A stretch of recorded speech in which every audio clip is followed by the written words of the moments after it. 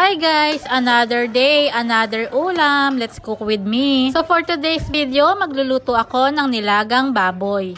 Ang pagsasabaw ko pala ay hugas bigas. Dadagdagan ko lang pala ito ng konting tubig para mas maraming sabaw. At maglalagay na rin ako ng isang sibuyas na hinati ko lang. At ilalagay ko na rin tong karneng baboy.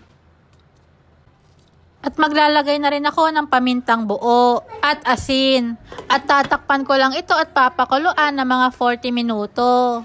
At sa kalagitnaan ng pagpapakulo ay nilagay ko na itong mga mais. Dalawang mais pala yan na hinati-hati ko lang. Sobrang paborito ko pala itong mais kaya dinagdagan ko na. At tatakpan ko lamang ito at itutuloy ko lang yung pagpapakulo.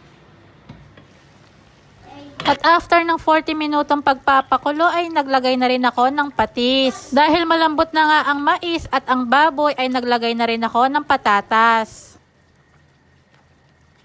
At tatakpan ko lamang ito at papakuluan ng mga ilang minuto.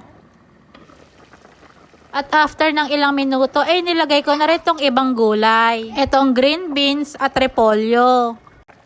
At tatakpan ko lamang ito at papakuluan hanggang sa lumambot ang gulay.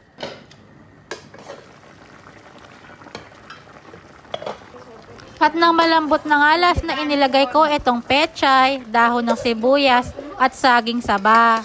Sobrang hinog na nga itong saging saba kaya huli ko nang inilagay. At tatakpan ko lang ito at papakuluan ng mga 2 minuto. At eto na nga guys, ating nilagang baboy. So ayun lang, thank you Lord sa blessing, thank you for watching, bye!